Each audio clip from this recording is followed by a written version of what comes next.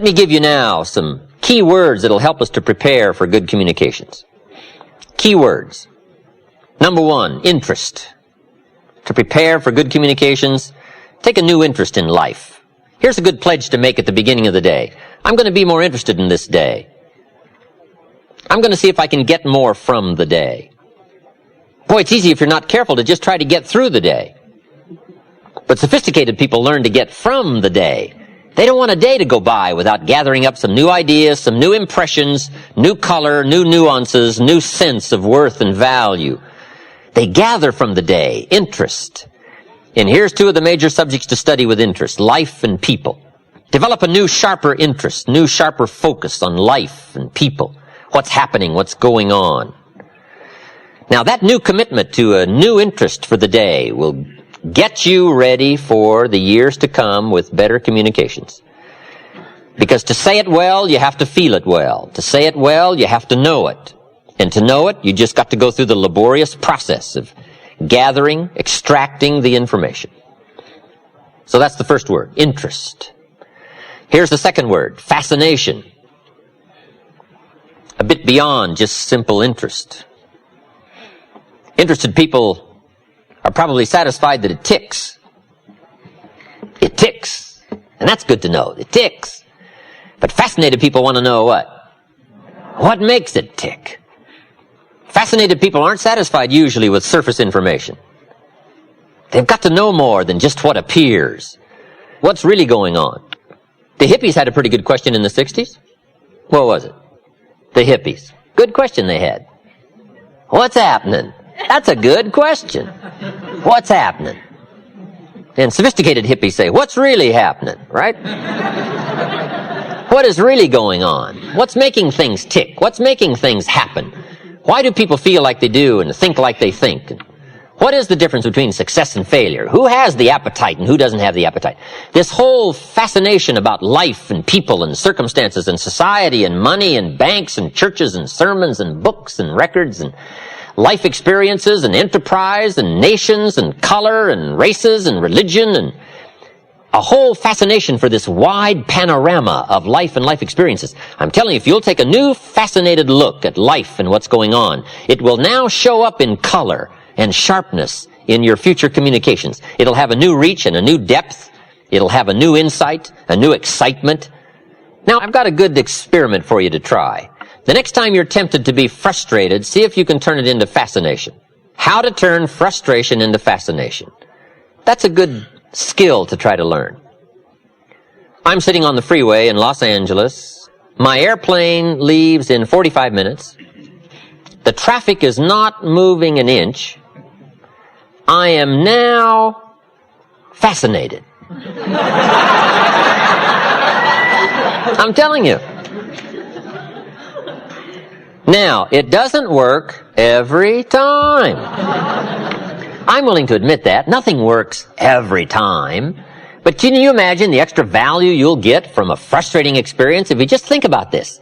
Can I turn this frustrating experience into something fascinating? I'll learn a lot more from it if I'm fascinated by it than just frustrated by it. So just try that little key. Try to turn frustration into fascination.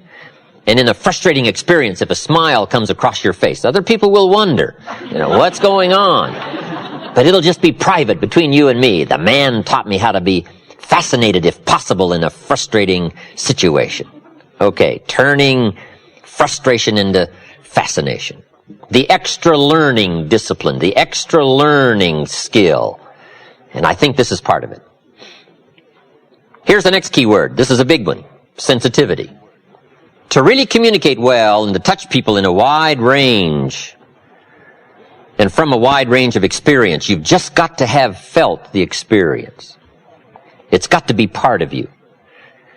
Sensitivity training. Being touched by a wide range of human experience, perhaps even beyond your own. Incredible words said about the master teacher, Jesus. It said he was moved. Wow, that's a key word. It said he was moved with compassion. What was happening moved him. It touched him. Another phrase said he was touched.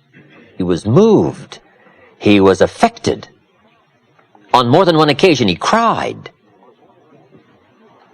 So part of that human drama of experience, I think, for us to really be able to reach people and touch people with words and ideas and emotion and phrases and sentences loaded with feelings, we've got to go into this area of sensitivity, being touched, being affected by our own lives as well as the lives of other people.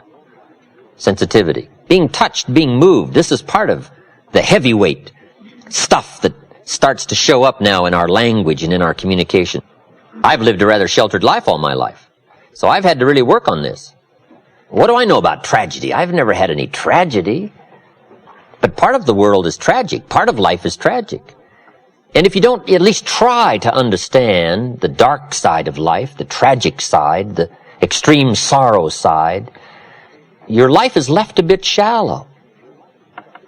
And sometimes when you live such a sheltered life, you just have to try to go outside of your own small world of sheltered experiences and see if you can't live as someone else might have lived, or at least try to be touched by the experience.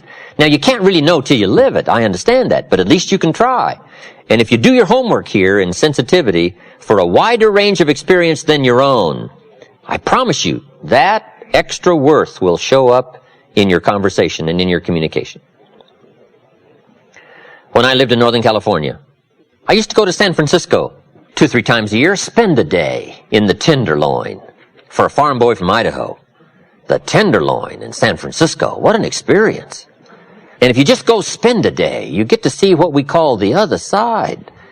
And if you just spend a day there and walk the streets where those lonely walk and go eat where they eat and listen to some of those stories, you come away with a whole new sense of the great distance between failure and success. The whole distance between goodness and evil. Between despair and joy. And you come away with more of a sense of value. Because the true values of life come by the contrast. And unless you experience more of the contrast, even the values you consider valuable become a bit shallow if you don't understand the contrast. It's hard to really appreciate winning until you've done some losing. It's hard to appreciate success until you've done some failing. And if you've done some failing, success now becomes a much larger worth and value and commodity if you understand a bit of the other side. So part of this is just deliberately go where experiences beyond your own touch your life to get somewhat of an education as to the contrast of life and the differences. It'll educate your mind and educate your spirit. And sure enough, that extra worth will start showing up in your sentences and your words. They'll be weightier. They'll be heavier. They'll mean more when you talk to somebody.